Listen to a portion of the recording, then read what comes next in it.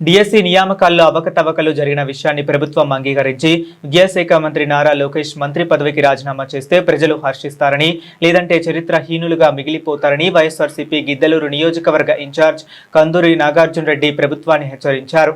2025 DSC నియామకాల్లో అక్రమాలు జరిగాయంటూ కూటమి ప్రభుత్వానికి వ్యతిరేకంగా కొమరోలులో వైఎస్ఆర్సీపీ ఆధ్వర్యంలో రీలే నిరాహార దీక్ష నిర్వహించారు. కొమరోలు జెడ్పీటీసీ సారె వెంకటనాయుడు, మండల వైఎస్ఆర్సీపీ అధ్యక్షుడు మేరుగా రవికుమార్, సీనియర్ నాయకుడు వెంగయ్య చౌదరి ఆధ్వర్యంలో జరిగిన ఈ దీక్షకు కుందూరు నాగార్జునారెడ్డి ముఖ్య అతిథిగా హాజరయ్యారు.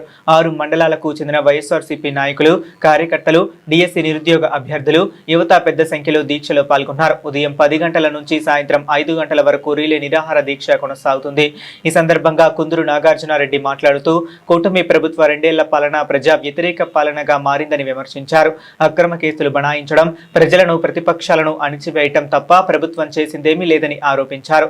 2 ఏళ్ల పాలనకే ప్రజలు విసిగిపోయారని, కూటమి ప్రభుత్వానికి ముగింపు పలికేందుకు ప్రజలు ఎదురు చూస్తున్నారని అన్నారు. విద్యాశాఖ మంత్రిగా ఉన్న నారా లోకేష్ వెంటనే రాజీనామా చేయాలని డిమాండ్ చేశారు.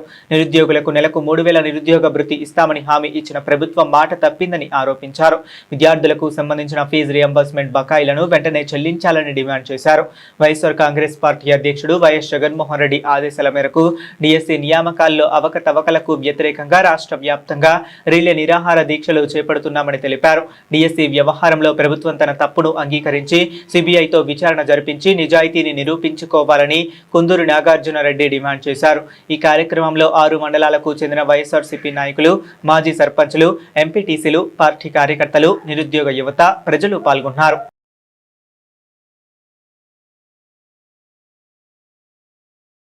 అందరికీ నమస్కారం. గిద్దలూరు నియోజకవర్గంలో 3వ రోజు దీక్షలో అందరం కూర్చున్నాం.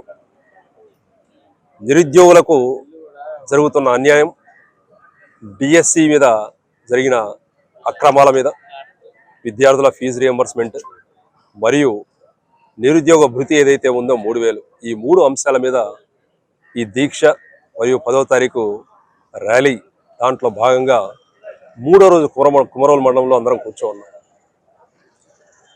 ఈ డిఎస్సి మీద అవకతవకలు ఏదైతే జరిగి ఉన్నాయో ఇది రాష్ట్రం మొత్తము తెలుసు. ఎంత బాధాకరమైన విషయం అంటే అంత బాధాకరమైన విషయం.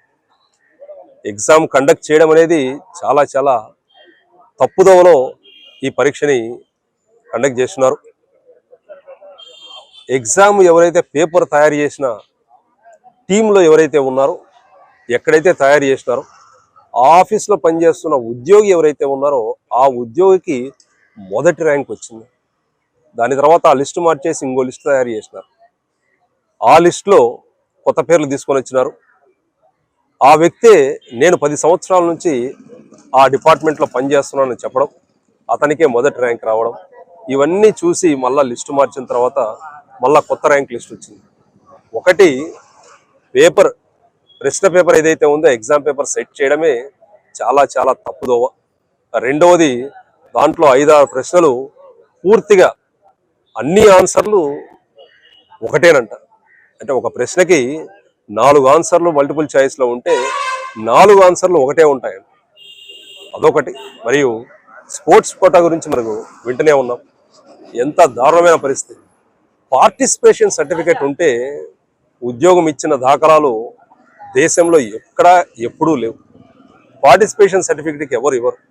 దానితో పాటు ఆ పార్టిసిపేషన్ ఇచ్చిన సర్టిఫికేట్ గౌరవ అధ్యక్షులు కూడా ఏదైతే గేమ్కి సంబంధించి ఇచ్చినారో వాళ్ళు కూడా మంత్రులు కావడం అనేది చాలా బాధాకరమైన విషయం. మరొక్కసారి మీడియా మరియు నేషనల్ మీడియా దీన్ని పరిగణనలోకి తీసుకొని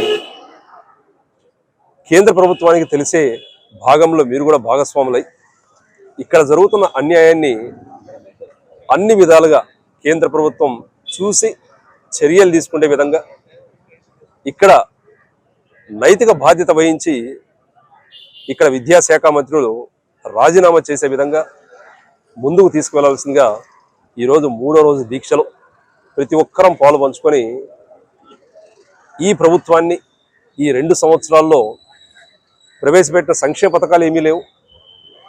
ఇచ్చిన 16,000 ఉద్యోగాలు కూడా ఇన్ని అక్రమాలు చేయడం అనేది చాలా చాలా బాధాకరం. 5 సంవత్సరాల జగనన్న ప్రభుత్వంలో మొదటి 5-6 నెలల్లోనే 1,36,000 సచివాలయ ఉద్యోగాలు ఎటువంటి పొరపాటు, చిన్నపాటి పొరపాటు లేకుండా జెన్యూన్గా ఎగ్జామ్ కండక్ట్ చేసి ఇవ్వడం జరిగింది. కానీ ఈరోజు 2 సంవత్సరాలకు ఇచ్చింది 16,000 ఉద్యోగాలకు ఇన్ని అక్రమాల. మరొక్కసారి ప్రతి ఒక్కరూ, ప్రజలందరూ ఇది గమనించుకొని దానితో పాటు మేలుకొని ఈ రాష్ట్ర ప్రభుత్వం చేస్తున్న ప్రతి ఒక్క అక్రమాన్ని ఎండగట్టి ముందు తీసుకువెళ్లాల్సిందిగా ప్రతి ఒక్కరిని కోరుతూ మరొక్కసారి ఈరోజు ఈ దీక్షలో పాల్గొన్న ప్రతి ఒక్క ముఖ్య నాయకుడు, కార్యకర్తకి మరియు వైఎస్ఆర్ కుటుంబ సభ్యుల ప్రతి ఒక్కరికి పేరు పేరున ధన్యవాదాలు తెలుపుకుంటూ సెలవు తీసుకుంటున్నాం.